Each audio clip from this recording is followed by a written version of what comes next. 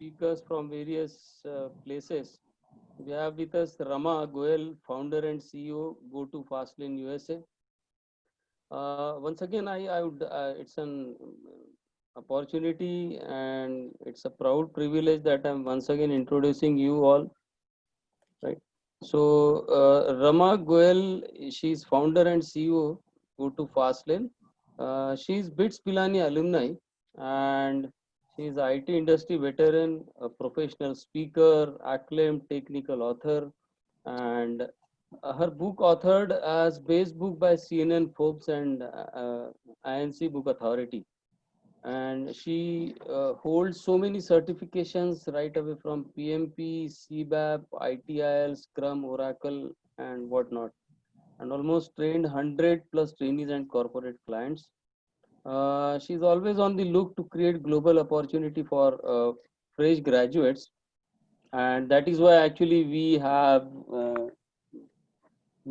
invited you here so that the students of KDK College of Engineering could uh, get some help out of the various webinars we are conducting. And she's currently building team for SCM Cloud Data Analyst, Cloud Hubster. So I welcome you, Rama, once again in the webinar series on Cloud Concept Basic. Thank you. Friends, we have with us Abhishek Saxena. He is my very old friend, and he's working. He's 20 plus years experience on Oracle, and he's in US and so many countries. And I think he's moving here and there since last 20-25 years. If I'm Almost not 20, wrong, right? almost Sanjay, I have visited 27 countries all over the world. Great. And Abhishek, he's expert in cloud, OCI, EBS, IDCS, and Azure. And he's Oracle certified cloud architect, OCI Cloud DBA. He's speaker and he has almost delivered so many lectures in various countries right away from USA, South Africa, Middle East, and many more countries. And he's helping customers in their journey to the cloud. And he's helping young graduates to achieve their dream. So we are actually looking forward all of you people to interact with the students of KDKC, and I hope students will also show their participation into the webinar, right? So that it is our sole duty actually to extract much out of the knowledge what they have, right? So it's an opportunity for all of us. So I request all the students to have a great interaction with these speakers. And over to you, Abhishek. Thank you so much. Thank you, Sanju. Kasaka, KDK guys, Abhishek, right? Right. And today what we are planning, we are going to learn software as a service. Initially, software as a service was not well accepted by the enterprise customers. But within the last few decades, or you can say the past decade, there have been a rapid growth in software as a business. So that's what we are planning to cover today. And Rama is going to give you the complete background, features, and the other stuff. And feel free to write questions, park your questions in the chat, and we will take it on a logical point. Thank you, guys. Over to you, Rama. Sure. Thank you, Dr. Sanjay. Thank you, Abhishek. Welcome to all the students, KDK and other my old friends from the IT industry and other fellow colleagues. So welcome to the session on software as a service. This is one of the sessions in the series of cloud concepts, basics for fresh graduates to enable them to become ready for IT industry. So so today's session is a continuation of what we have been doing in the cloud concepts. And I do invite the students to answer some of the questions that I have, right? And Abhishek, if I may request you to unmute people as needed, right? So I want to, from the students, what we studied so far, let's have a quick rundown of the basics and review the sessions that we have done so far, all right? So who can tell me the 3 service models of cloud? Please raise your hand and we'll get you going. Unmute you.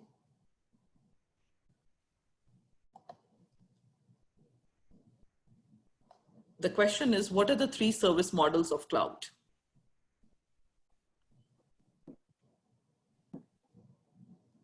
Any student, do you know the answer? What are the 3 service models of cloud?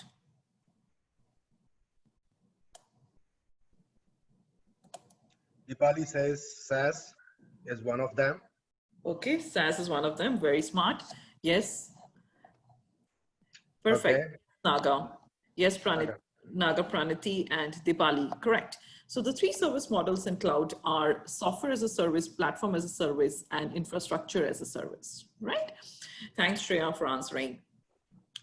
So, Rama, sorry to interrupt you. I just want to acknowledge you the presence of Dr. Mrs. S.P. Khandait. She is head department of information technology, KDK College of Engineering. So I welcome you, ma'am, in the webinar. Over to you. hello, good evening, ma'am. Hello, ma'am. Dr. Sunanda, it's my pleasure to have Rama, you in my session. Dr. Khandait, ma'am, actually she is heading Department of Information Technology, KDK College of Engineering. Wonderful, wonderful. Dr. Sunanda, thank you so much for joining. And it's my privilege to have faculty like you who can also help me blend the academic turns right now with the industry moves. So thank you for being there. Thanks, ma'am. Okay. Continue, ma'am. Sure, sure, absolutely. All right, so we were talking about software as a service, the 3 service models, right? So what we discussed last time was, let's do a quick run through of the different models that we talked and how the ownership of these service models behave, right? So when we talked about on-premises models, we said that everything starting from networking, data center, platform to develop the components all the way to the software application are done on-premises, are owned by the customer, managed by the customer, operated by the customer, right? But the roles and responsibilities start shifting as we move to an IaaS model, PaaS model, and a SaaS model, right? So today we'll be starting with software as a service, which is where you do not own anything, right? So you own the software, which is hosted on somebody else's servers, which was built on somebody else's platform, and which is running on somebody else's server, but running your data, right? So that's what we're going to talk today about. Okay. So any questions that anybody had from the service models from the last sessions? Because what we do is today we'll do the SaaS, and next sessions we'll do IaaS basics and PaaS basics. And then we'll go deep into multiple sessions for SaaS and multiple sessions for PaaS and multiple sessions for IaaS. Okay, so that's how we're going to approach it. And when you get any interview questions, right, or or when you have to talk to anybody about SaaS, PaaS, IaaS, always remember that you have to focus on the basics, right? So PaaS is any application like an Office 365, a Gmail, a mail application that you use on your phone, right? It's a SaaS application. All of you have, a lot of you have smartphones these days, or at least internet connected phones, and you install your emails, a Gmail account in that, right? So that's a classic example of a SaaS application, right? So when you explain to people, always explain in generic terms, right? But you as an engineer needs to understand the fundamentals technically as well, right? And that's what we'll try to do here. So focusing on SaaS today. So SaaS, you own networking, storage. You do not own networking, storage, servers, virtualization, operating system, middleware, runtime services. The data that you own is protected by somebody else and owned by you, okay? So let's understand what is software as a service, right? So as I just said that, you know, any software application, which is cloud-based software delivery model in which the cloud provider is actually developing and maintaining this software application, any updates to the application, right? So when you have a Gmail application, sometimes you get on your app store, the app updates requested, right? That's an example of a software update for a SaaS application, right? And how do you pay for your SaaS applications, right? Some of the SaaS applications are free, right? For example, Gmail is an example of a free SaaS application only up to a certain limit. Now, when I use Gmail for my business purposes, it is not free for me because I have to use Gmail for business account, right? And how I pay for it is I pay on a pay as you go model. The Zoom account over which all of you are having this meeting today, right? So how do you log into the Zoom account, and how do I pay for this? I pay on a monthly basis, right? For a Zoom account for my business entity, correct? And how much I need is commensurate to how much I pay. So I will pay for what I need. I will pay when I need, right? So the scalability, elasticity, remember our examples from last sessions on how many people can you fit in one room versus what is the capacity of one room, right? Concepts of elasticity and scalability are extremely important. If anybody of you have missed those sessions, please go back and look at the audio videos of those sessions posted on the YouTube site, YouTube channel for Go to Fastlane, right? It's because it's extremely important for you to understand the fundamentals. Always go back to those examples. How many people can I fit? Do I need to fit those many people? If yes, then I will pay for all the attendees of this session. Otherwise, I'm not going to pay for all the attendees of this session. If I know, okay, this webinar has typically less people, but other webinars I usually have a lot more audience. So on my Zoom account, we have a limit of 500 participants, right? So that means I'm paying for 500 participants because I think my webinars need 500 people, right? So it's very important for you to understand the pricing model of a SaaS application. As a technical architect, you are the one who's going to determine how much is needed and how much will it cost for your company to use a SaaS application, okay? So if you have that fundamental clear, that SaaS is something where you pay as you go, pay as you need. Somebody else will manage your software. You will own your data. Somebody else will manage your updates. Somebody else will take care of the security of your application. Your architectural concepts will be very easy for you to embrace, okay? Now, in the case of a SaaS application, as it's written over here, the cloud provider will manage all the hardware, middleware as well. Integration services is another service we talked about briefly in the last session, wherein two systems have to talk together, right? So how the two systems talk? For example, you have a Microsoft OneNote and you have Microsoft Outlook. Two different SaaS applications. I can use OneNote separately. I can use Outlook separately, but there's an integration service that's available that integrates, right? And what you call in technical terms is an API, right? APIs to connect to application package interfaces on how these two link together, right? All these programming interfaces are done as packages for different coding languages, right? But ultimately, architecturally, what they are enveloping is the concept of an integration of two heterogeneous systems together seamlessly so that the end user experience is seamless, okay? Right? So bit on what, how did SaaS come around, right? These are the questions that make you look smarter than others. When you see in the audience, everybody knows what is SaaS, then the good quiz out there is, do you know when did SaaS start, right? So back in 1960s, they say when computers almost just started, right? And mainframes were connected to some dumb terminals. So at that time, in those days, right, software delivery system was called time sharing system. Because you were sharing the horsepower, the CPU power, the computing power of a mainframe computer onto several dumb terminals, right? But with the progress in IT, networking, and also with this whole advent of internet in late 1990s, in mid 1990s, that's when the companies started thinking about a model wherein you have to control a certain version of the software and I do something, right? A shared model, because we all understand crowdsourcing and sharing is what is the mantra to a success, right? So just before SaaS, something called application service provider came in. And these are the points which always make you look smarter in the audience, right? Because when everybody's talking about SaaS, if you ask them about ASP, a lot of them will go into the programming language ASP.NET. No, ASP also was a forerunner of SaaS, right? So application service provider model also was very similar to SaaS, but there each customer required to own their own version of the software. That means they had to always install something on their computer with a very expensive and cumbersome configuration, right? And third point, which was very difficult about application service provider, was how the data mining was happening. Remember our data analytics class?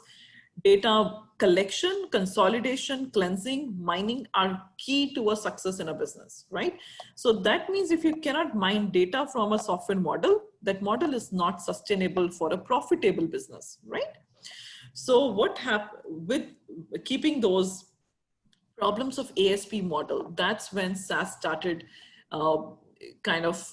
growing up, and first SaaS solution emerged in about late 90s, right? And it had many improvements over the ASP model. Right now, a single instance of an application could run on multiple, even if it's running on one server, it could cater to multiple users, multiple customers. And what came into limelight was a multi-tenancy architecture. Okay, and I want to request Abhishek, who is a real architect doing multi-tenancy architectures, to explain the students a few words on multi-tenant architecture, please. Multi-tenant architecture is like, you have one machine and multiple people are sharing that machine. Suppose if you have one server and you don't want any kind of noise, you don't want any kind of neighbor. So those kind of server known as bare metal single tenant architecture. But if I have a huge server with 300 OCPUs or virtual capacities, I can create multiple virtualization in that machine, and I can pass it on to a lot of customers. That is known as a multi-tenant architecture, where they are isolated. Nobody can jump into the others network, but still they are using the same powerful machine without seeing any kind of latency issue. Thank you. Thanks, Abhishek. So over the period of time, SaaS has evolved significantly from its first generation ASP onto a modern SaaS solution, right? So modern SaaS solutions today enable a high visibility to business. That means a high level of data mining is possible in the SaaS applications, right? And this is where the buzz around AI, IoT, chatbots, the integration capabilities of a SaaS application with IoT, AI, chatbots is what helps make SaaS more modern these days and more comprehensive to be able to suit business needs. Okay. Let's take a look at what are the SaaS benefits, right? So in this slide, we'll summarize the benefits of a software as a service, right? So lower upfront costs. We talked about that you do not need an expensive hardware or a middleware for SaaS applications, right? Hence, you don't need the manpower to install. You don't need the cost to install and implement these heavy data center, heavy storage, a lot of hardware, working with the fiber optics, telecom vendors. Lot of your requirements on that front, on the infrastructure and the platform front, gets significantly reduced, and it's a huge time saver and a cost saver for the organizations. If you look at the overall, when we come to the pricing calculations for one SaaS, you will see something called a TCO and a ROI, right? So ROI stands for return on investment and TCO stands for total cost of ownership. ROI is very high in case of SaaS applications, and TCO is also significantly better than on-prem applications over the period of 5 years. Okay, so understanding that TCO will be slightly higher initially because you need more manpower to understand, you need more brain power to understand a SaaS application, but upfront costs are very low in a SaaS application. Okay, second thing, now let's do some example runs, right? While we go through these benefits. We talked about the Zoom account.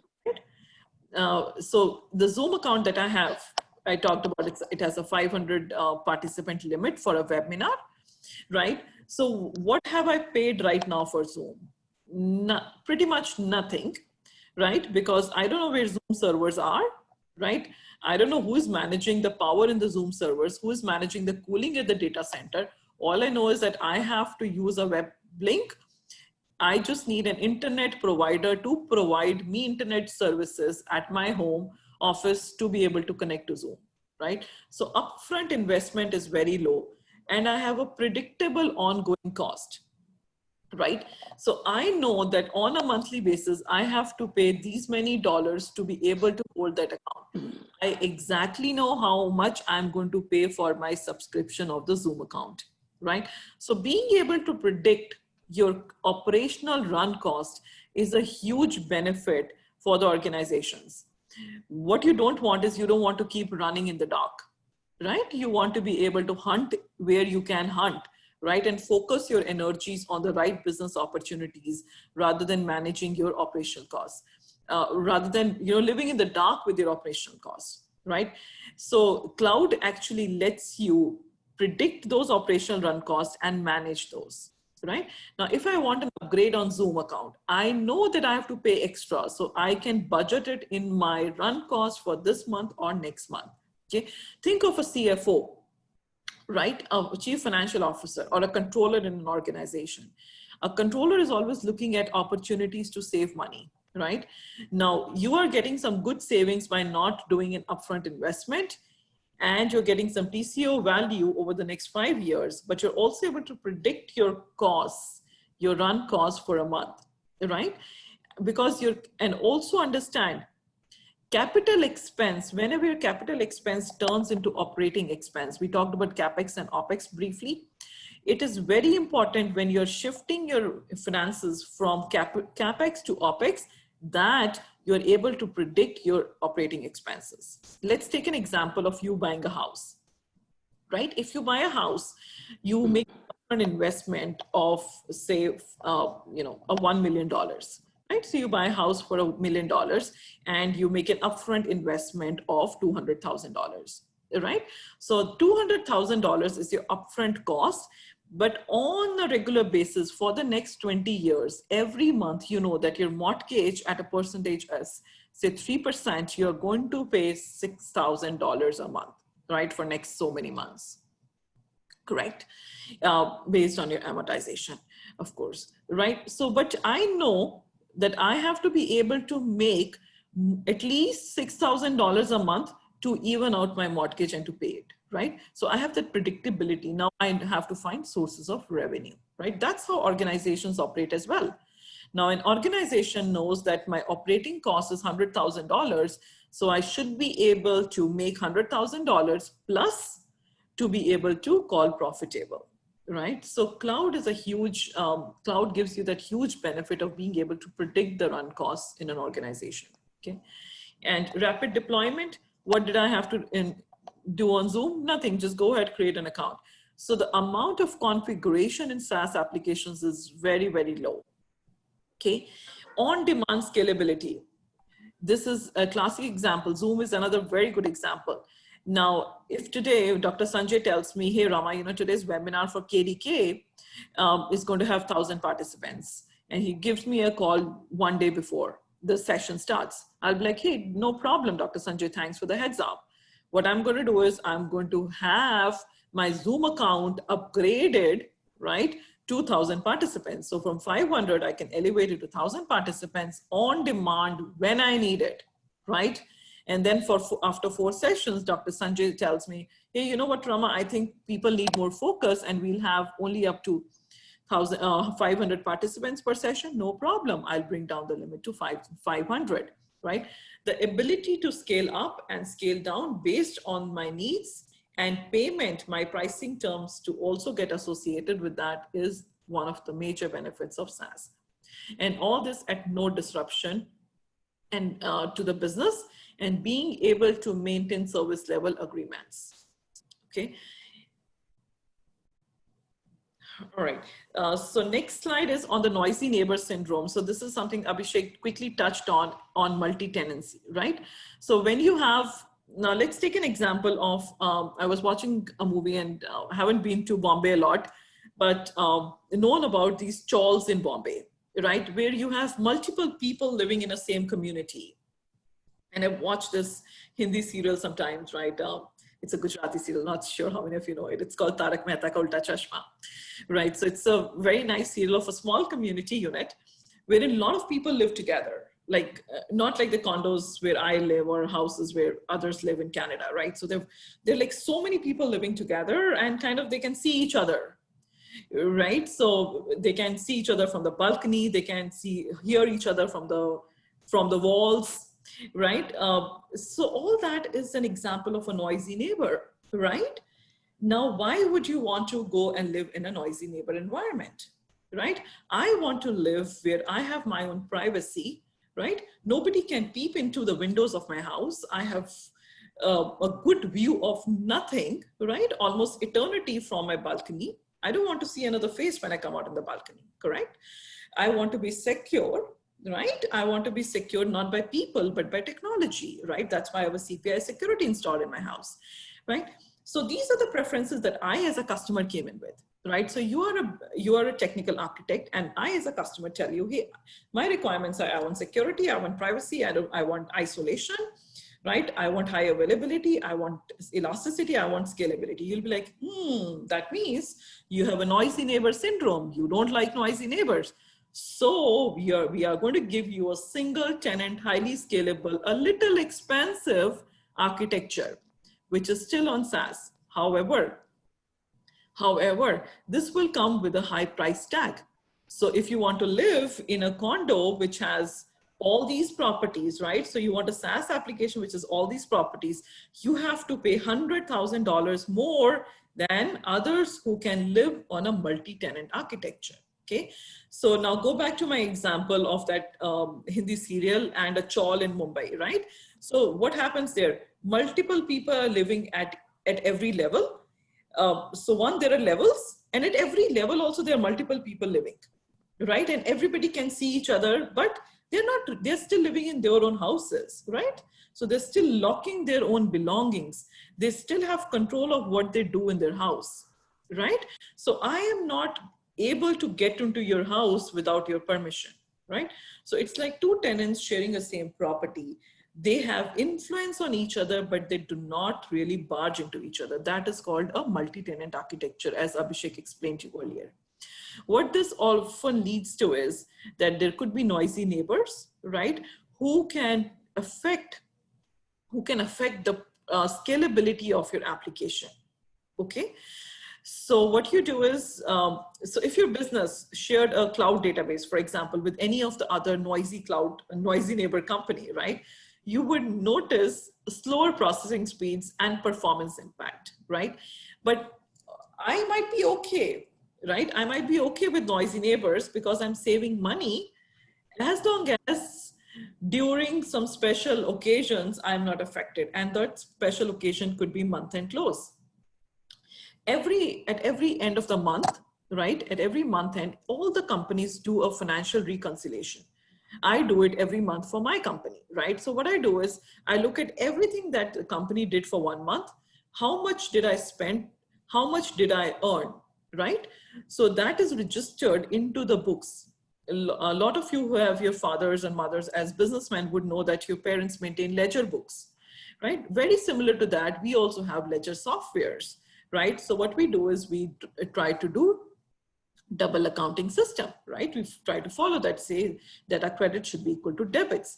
So this balancing activity is extremely important. And when I do this, right, when I work with the numbers, I don't want any disturbance, right? I want high performance of the software. So my need of a single tenant, a non-noisy neighborhood is paramount only during month-end close. So in those cases, if you have an ability to scale, you can still work around a noisy neighbor syndrome. Okay. It's very important for you to understand what noisy neighbors are and how it affects the performance and scalability of cloud applications. Okay. So architecturally, you should have a data isolated, secure, and robust cloud architecture. If you want good scalability, multi-tenancy, being profitable as a cloud provider company, right? And still have good customers, okay? At no point your data of one customer should get commingled with data of another customer. It's extremely important that you maintain your privacy, right? So even if I'm living in that chawl, I don't want somebody to enter into my house and steal my property, my products, right? It will be classified as trespassing even in a cloud world. Okay, so data commingling, even in a noisy neighborhood scenario, is not allowed in SaaS. Okay, do not take this away with you that, I can go into somebody's house in a multi-tenant architecture. That's a big no-no. Okay, that is not allowed, and any cloud which lets any security breaches like this will not be available in the market anymore. Okay, we often hear of security breaches with Amazon, with Marriott hotel chain, right? That is what happened in some of the cases, that the database, underlying database was hacked to be able to get commingled with someone else's database, right? So when that happens, your data there's a data egress, which is essentially an unauthorized egress that happens, okay? Okay, this was an interesting slide. Rama, sorry to interrupt you. I just want to introduce you. Mr. Mangesh Pusatkar is with us. So Mangesh, if you can hear me, you please unmute your video and audio as well. So it's a proud privilege, Mangesh, that you have spared time for us. And let me introduce in brief. I will not take much of your time, Rama. He is actually program manager in Cognizant, and he is one of the best in business specialty in BIs. Right now he's based in Australia on some project, and on my request actually he has joined for today, and hope he'll be helpful for us in coming sessions. We'll definitely we'll love to listen to him, his experiences, because he is also working since last 20 plus years in IT industry. So Mangesh, if you can hear me, kindly unmute yourself, as well as we would love to see you, please. Also we have Nikhil Saxena. He's doing his PhD in parallel computing, and he's right now based in New York. Welcome you, Nikhil. Over to you, Rama. Thank you so much. Welcome, Mangesh. Welcome, Nikhil. Thanks, Dr. Sanjay, for Hi, Emma. Thank you for making time welcome, to attend the Mangesh. session. So proud privilege, Mangesh, for joining us. Thank you so much. Thanks, Sanjay. Thank you. Please, Rama, over to you. Thank you. Thank you, everyone. Thank you. All right, so this was an interesting slide that I found snippets on the internet. I wanted to introduce to all of you. So what are the challenges that you think we are facing in today's world, right? In the world of digital transformation. So one is called the Uber effect, right? So disruptive cloud technologies, right? How can you cause disruption in the industry? Who thought that Uber is going to be such a big success, right? Who thought Netflix is going to be such a big success, right? As we talked in our last session, right? What is Uber's model? Uber does nothing. Uber does crowdsourcing, right? Uber doesn't have its own cars. Uber doesn't have its own drivers, yet Uber makes money, right? You drive your car, you drive someone else who's not known to Uber, but Uber still makes money. That's an amazing business model to follow, right? Second business, digital disruption that's happening in the industry is the power of small, right? So everything has to be small, other than houses. Yeah, but everything has to be small. Your applications should be easy to install. They should be lightweight. A lot of small industries are coming up. A lot of innovative, lightweight products are coming up in the market. Nano chips are coming up in the market. RF products are coming up in the market. Everything that you talk about is starting to get microscopic so that more can fit into small space, right? I always go back to my examples of real estate and houses, right? So in the real estate market also, it's the power of the small, right? On a big land, builders are trying to construct a lot more condos, lot more properties on a same piece of land, right? Powerful, extremely good. You can make a lot more money from a condo which is 50-story than having two houses on the same piece of land. right? And last is age of consumer discontent. This was extremely nice. They always say, right, necessity is the mother of invention. If a customer is always satisfied and content with what you have, you will never innovate. So it's very important for you to have a discontent customer who can lead to innovation, be it cloud or other spaces. And why we are referencing to innovation so much in the space of SaaS, and you will see we'll not talk about innovation in IaaS and PaaS so much, because SaaS is a front end of the application, right? What a customer sees is SaaS, right? What people do in the background will be PaaS and IaaS, right? So what Uber uses in the background, I don't know, you don't know, we don't need to know, right? As customers of Uber. But what we need to know is how Uber functions. We have an Uber app, we order a driver, we get a cab, we go, right? So the front end, the SaaS application of Uber is what is your customer's requirement and leading to innovation in this space. Okay. On to the next slide. Some of the capabilities of the modern SaaS suite that I want to introduce over here is integrations. I will talk about integrations every session. Guys, integrations are extremely important. How you're able to connect cross-business functional processes, right, is extremely important. You can be a great technical architect, but if you do not understand how an order works all the way to cash, how an order works right from procurement to a payment, to a delivery, to an invoice, you will not be able to make a huge impact to the business in your industry, okay? So it's very important for you to understand, and SaaS provides you that ability, okay? There are several ERP systems, several SaaS systems, which are whole suite of enterprise resource planning solutions, which lets you manage as an organization, which lets you manage, take an order from a quotation process, right? An order from a quotation process all the way to the payment process. So again, let's go back to our examples, right? This time, let's take an example of Amazon. Okay, so in Amazon, I as a customer go to Amazon site. I'm using a SaaS application. Okay, I'm using a SaaS application, browsing for a product, getting a product, adding to my cart.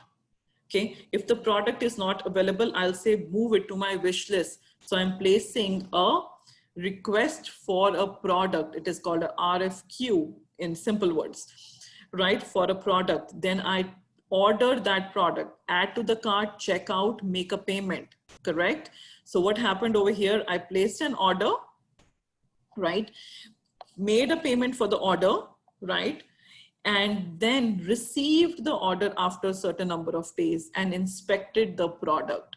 So what I did in this cycle is I followed through multiple business processes in the background. In a click of few seconds, I went through an order to cash process for Amazon. For Amazon, right, now switch the hats. Now I'm no longer a customer, but I'm Amazon now. Now I'm an Amazon representative. For me, what happened here is a customer placed an order. We confirmed the order. We packed the order. We ship confirmed the order.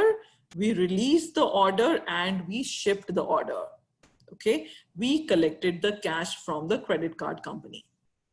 Okay, so all this order to cash happened within the same suite of SaaS applications, right? And on the other side, what you did is you did an ERP process. When you received an order, you did a two-way matching of the order.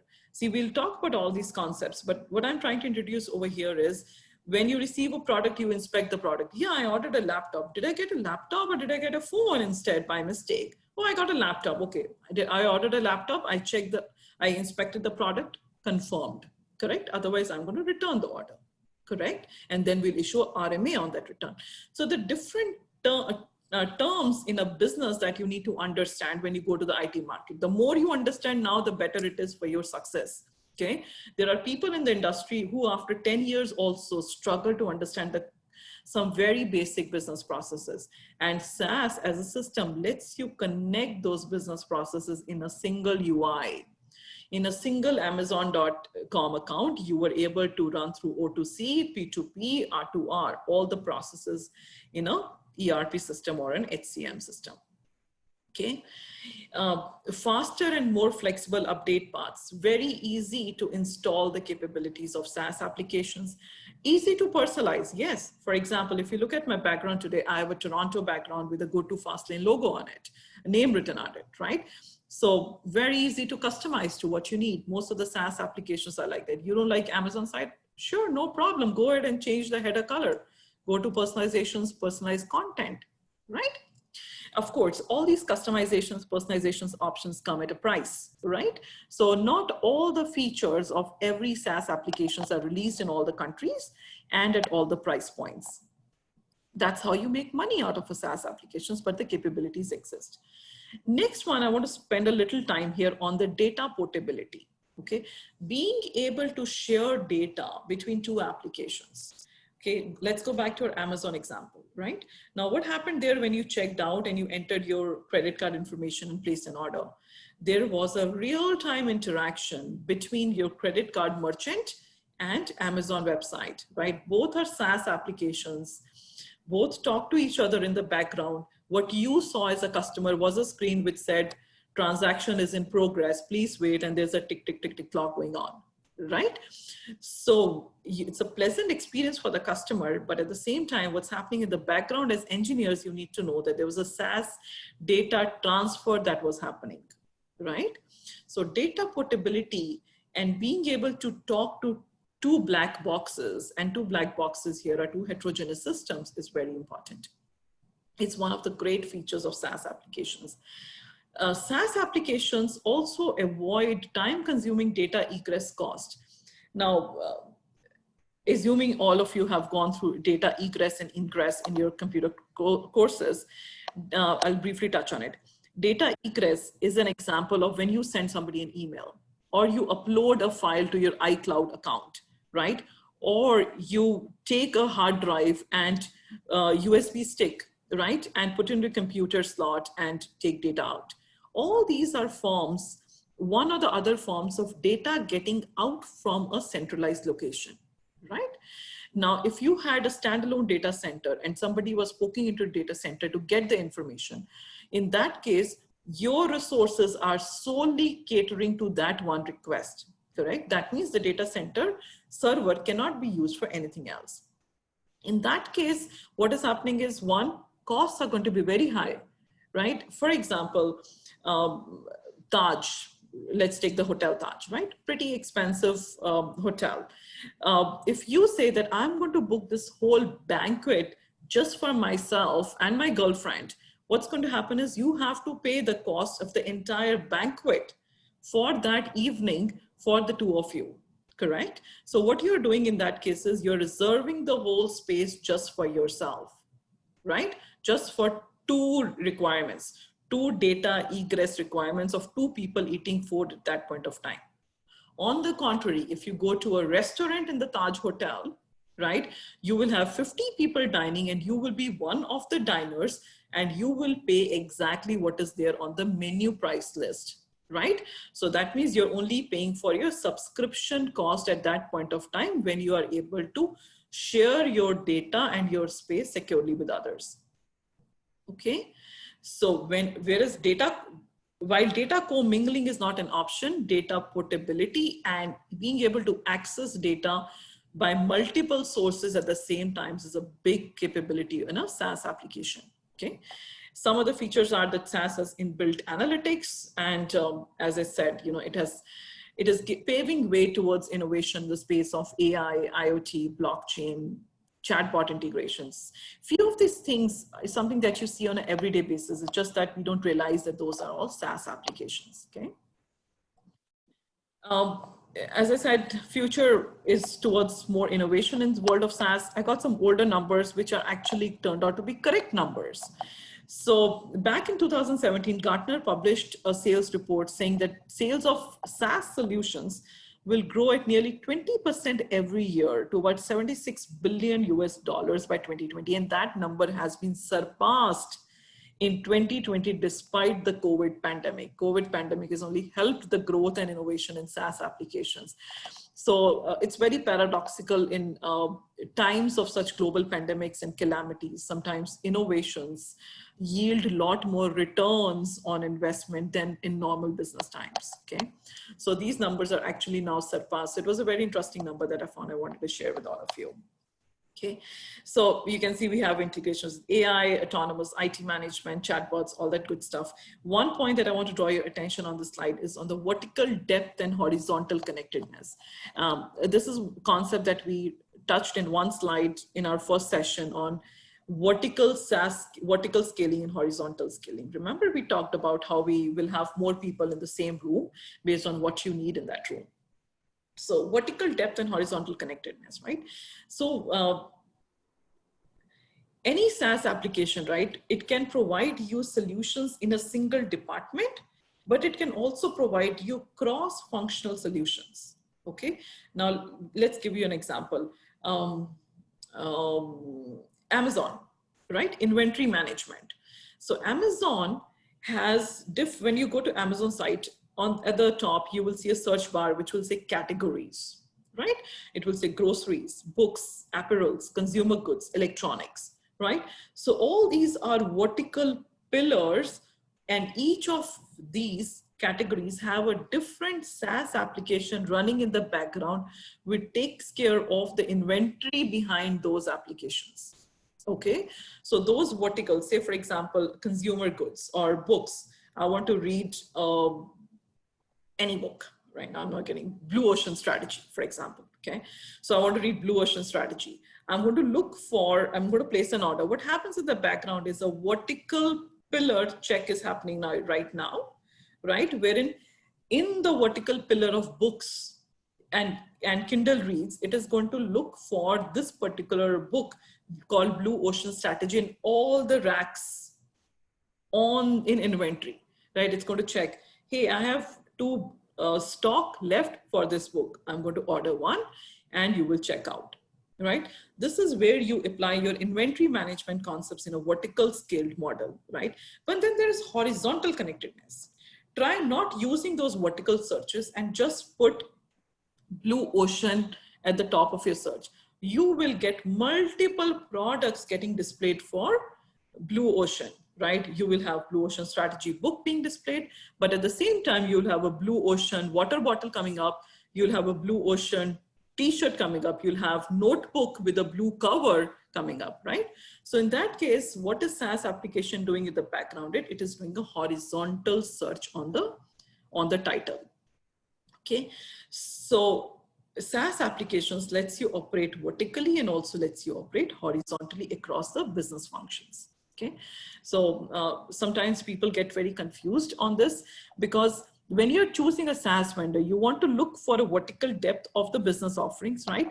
But you also want APIs and integrations for your turnkey solutions across heterogeneous systems to be able to create a hybrid cloud model. Okay, so that's also very important. I think those were the slides that I wanted to mainly cover for SaaS and give you an introduction of what SaaS is. So what we covered today is how did SaaS start, right? And where is SaaS going to be?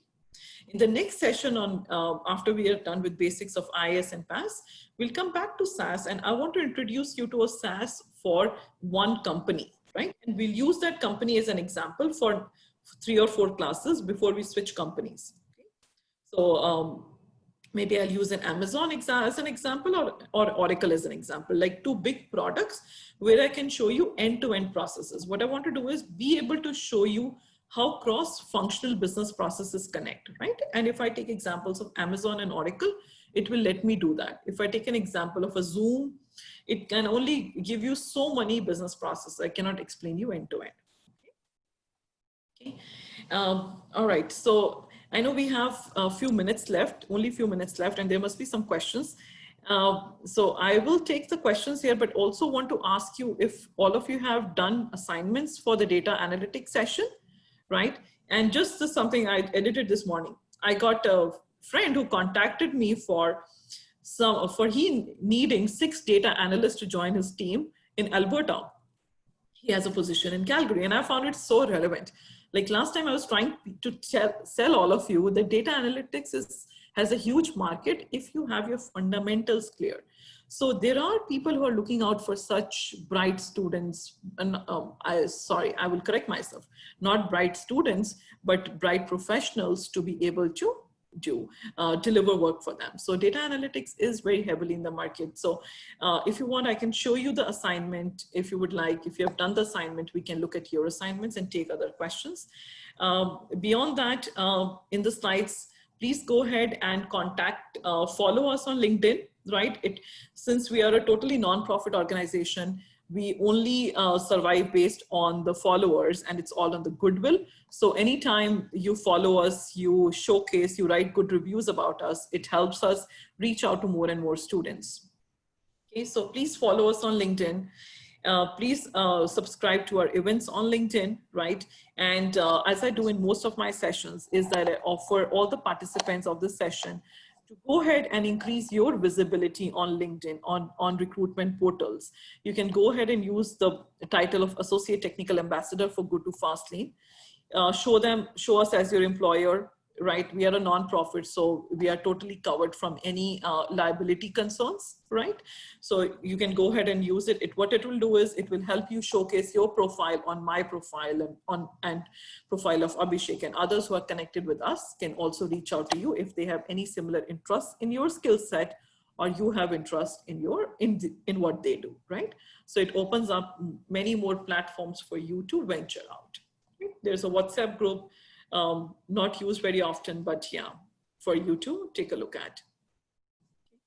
So Dr. Sanjay, I want to halt here and ask you if people have done their assignments and you want me to take a look at those assignments or show anything of the assignment. Before that, can you go to your LinkedIn account and show the people like how to follow that?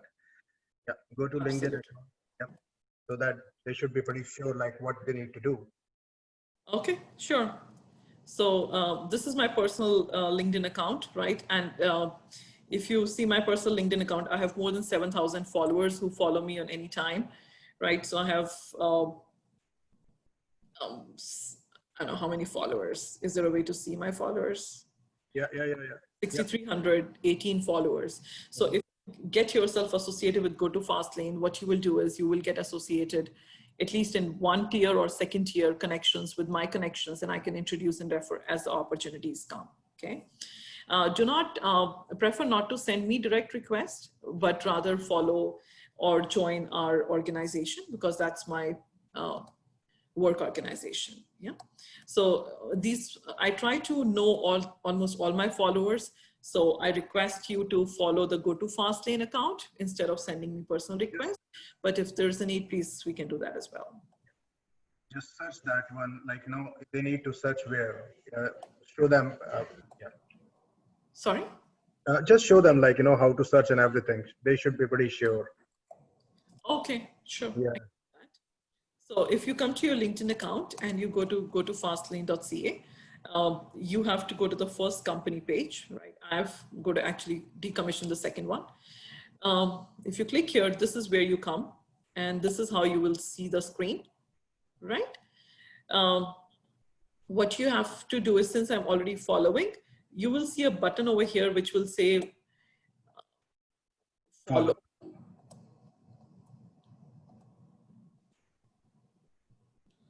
Yeah, as I just unfollowed, if you see here, all you have to do is click this follow button here.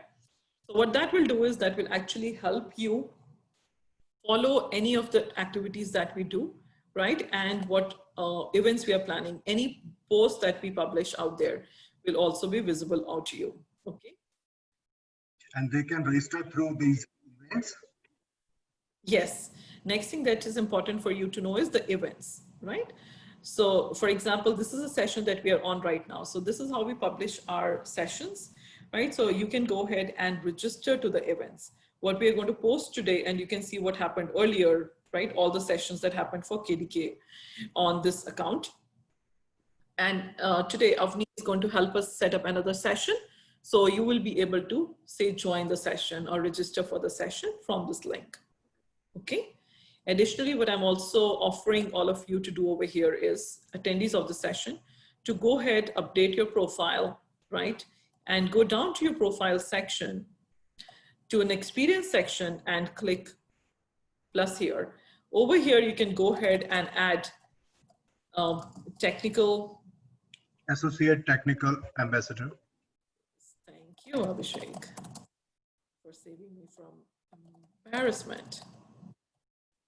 Ambassador, right? Employment type, you can choose whatever you want. There's no problem because, as I said, we are legally covered to do that. And over here, please go ahead and choose Go to Fastlane. As soon as you type Go to, you will get the first name as gotofastlane.ca. Please go ahead and do that. Say I'm currently working on this role. Say a start date of this month. Update your headline and save. I cannot do that because I own the company. I already have it in my profile, but you can do that. Okay. So what that will do is that will get you associated with Go to Fastlane, and I will show you some of the people who are associated with us. Few of them are actually working with us, but there are others. So what happens here is if you say view as member, Avni and 5 other connections work here, right? So now what this does to Avni, right, is that anytime I am in my LinkedIn profile or somebody goes to my LinkedIn profile who are my followers and my connections, they can see Avni as associated to me, right? And Avni as someone who is ready for a job in next 2 years or next 1 year, right? Or her interests. So they can reach out to Avni and Avni can reach out to them and say that, hey, you know what, because I know Rama Goyal, this is what she does. Can you take her reference to get me involved into certain activities, right? So it's very helpful for you to go ahead and get some more visibility in the growing ages of your career. Once you are well known and well established, you don't need to do all this, but in the starting days of your career, it's very helpful for you to get out in the market. Okay.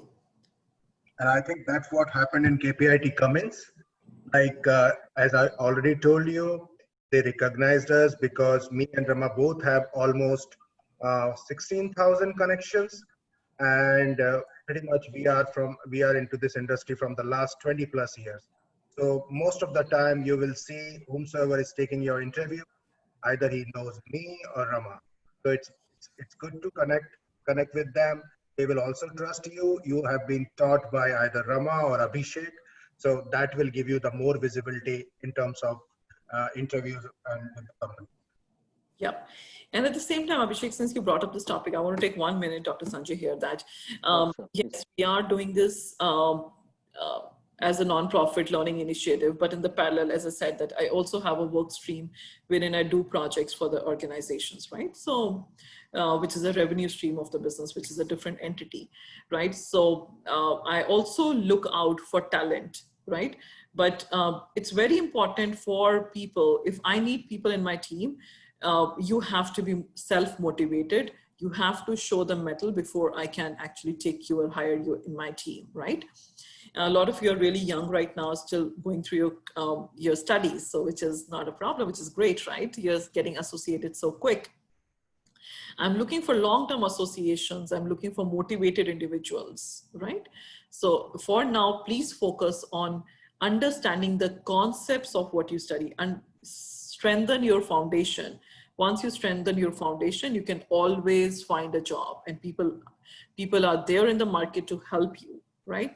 But you should be very strong in your subject. You have to study well. You have to focus on studying well. Okay. Abhishek, with that, I'll end the presentation and hand over to you for any questions or data analytics assignment. Right. I think we have a couple of questions. Okay. One is like, what are the internet and OS level limitation on SaaS? Yeah, primary downside of SaaS is that, like, you should rely on a good internet connection, but unless your business reside in a remote location, you have, and I don't feel, because you are right now connected. If you are connected on Zoom, you are connected, you can do the job for the SaaS. And Rama has always giving you the example of Zoom. Zoom vendor is Oracle. So SaaS is provided to Zoom by Oracle. So you are using the front end of Zoom and that's how the SaaS works. So limitations is nothing. Only thing on SaaS, you need only good internet connection so that you can connect to any server throughout the world. Yes. Any other questions? I'm not seeing. Guys, if you can send your assignment to Sanjay, Dr. Sanjay, and I can touch base with him, and we will have a look, and then we can come back to you. Once again, Sanjay, thank you very much. Over to you, Sanjay. Yeah, thank you, Abhishek. Thank you so much. And thank you, Rama, once again, spared the valuable time for today's session. Once the introduction will be done for SaaS, PaaS, and IaaS,